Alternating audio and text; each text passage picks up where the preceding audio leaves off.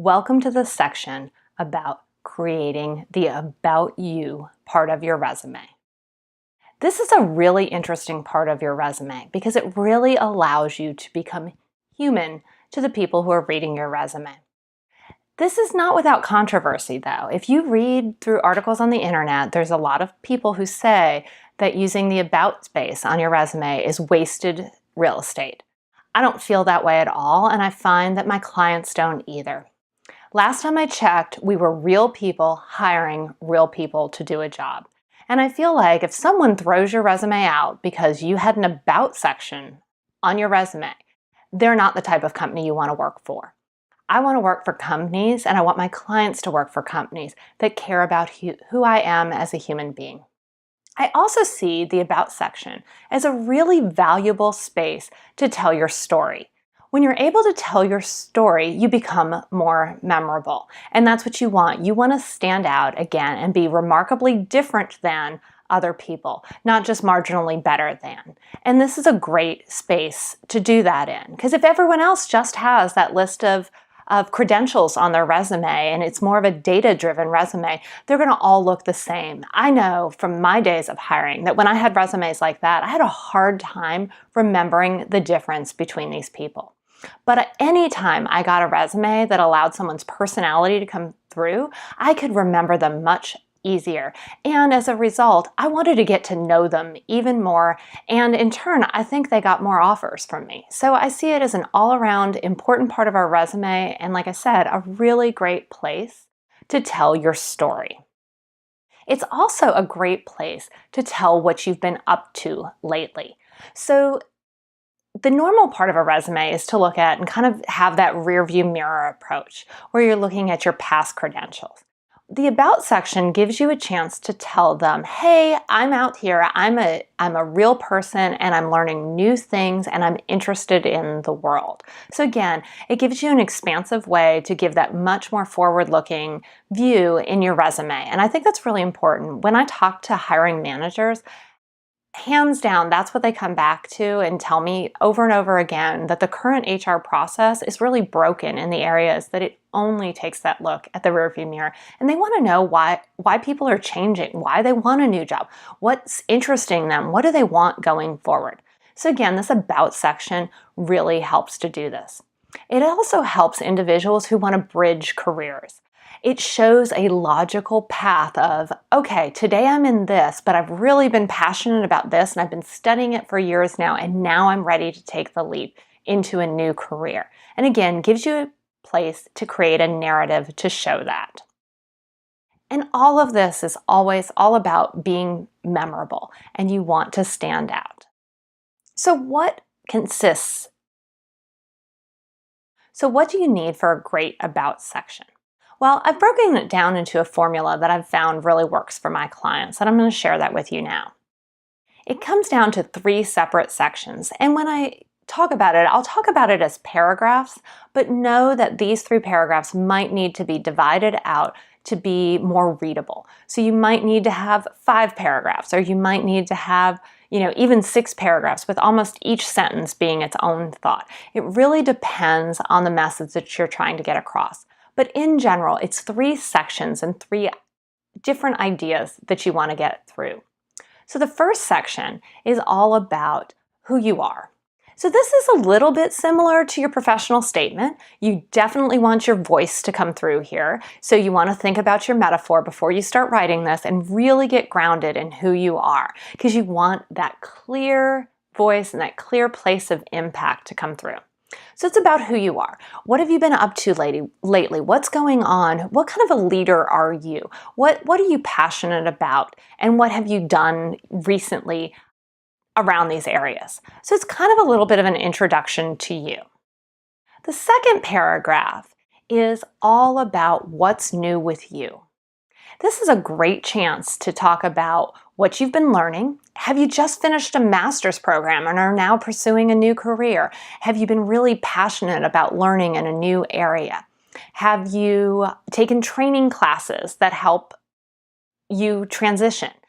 All of these things. What's new? Is there something you're just downright interested in?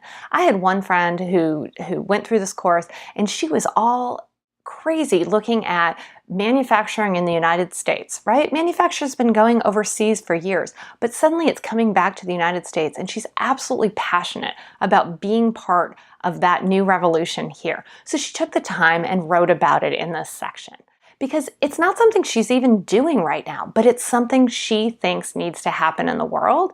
And she loves that she's studying it and really wants to work with companies who are passionate about it as well. So it's a great time to really focus on what you want going forward. The third area is about your life outside of work. So this is not really complicated.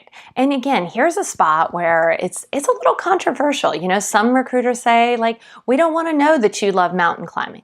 Well, I promise you, if you're going to apply for a job at a company like Nike or Adidas, they want to know that you love mountain climbing. They want to know that you're an outdoor advocate. If you want to apply for a job, even in an area of technology or something, they want to know what you do outside of your work life.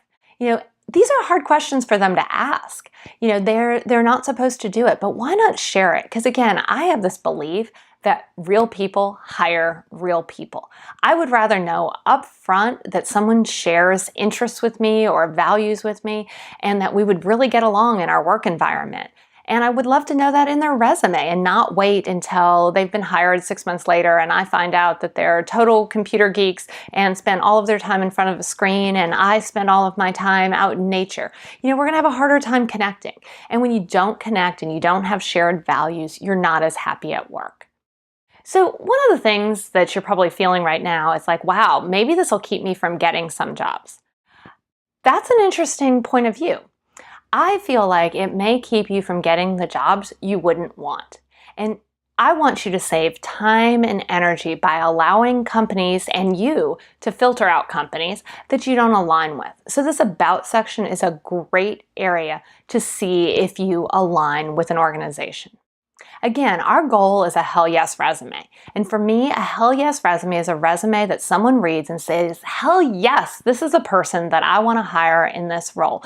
I want to hire a real human being that I can relate to, that has the right credentials and the right mindset going forward to take my organization where it needs to go.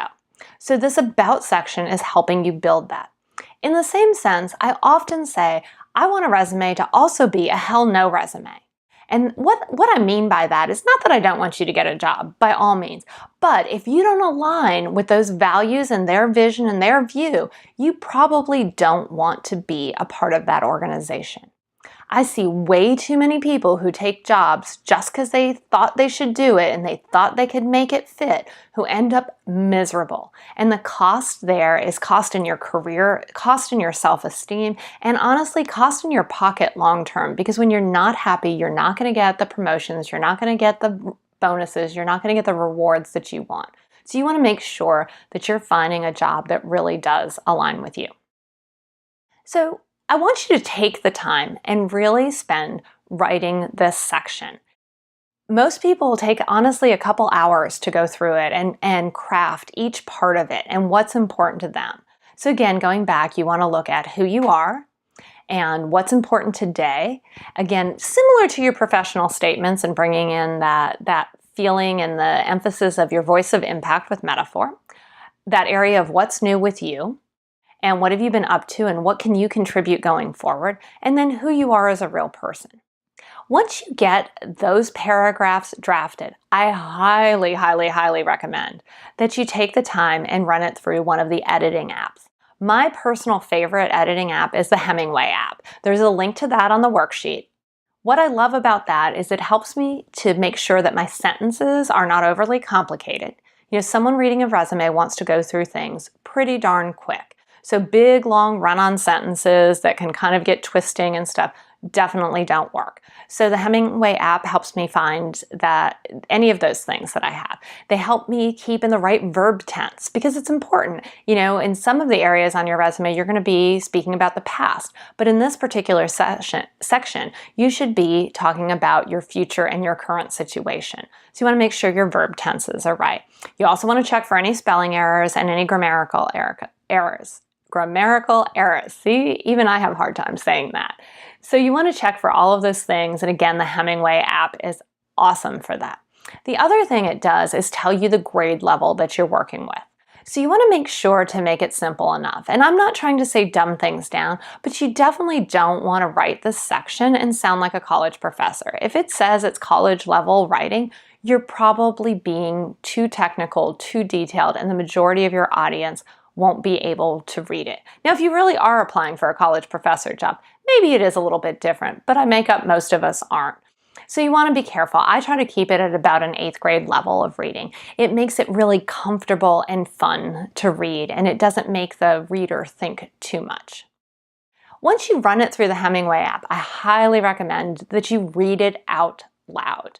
When you read it out loud, you want to make sure that you can say it in that voice of impact, right? Does it have the right energy? Is the word choice really what you would use when speaking? Because again, this is your spot where you're going to speak to your potential employer. So you want to make it casual and make it comfortable and make it conversational. So definitely read it out loud. If you can, read it out loud to a friend. Get their input.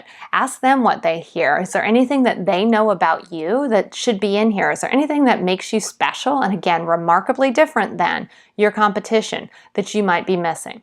I find it's really hard sometimes to evaluate ourselves and see what's special about ourselves, but sometimes some of our friends, they can nail it on the first shot and really help expand it. The other part that I want you to be careful with this one is you don't have to ramble on forever, right? You want to make sure that it's short and impactful. As I went through and looked at most of the about statements that I've written for clients, the sweet spot seems to be between about 125 and 175 words. So it's really a pretty short summary of who you are. So don't get too crazy, don't ramble on. This is not the time to tell them, about your, every chicken in your hen house that you're working with.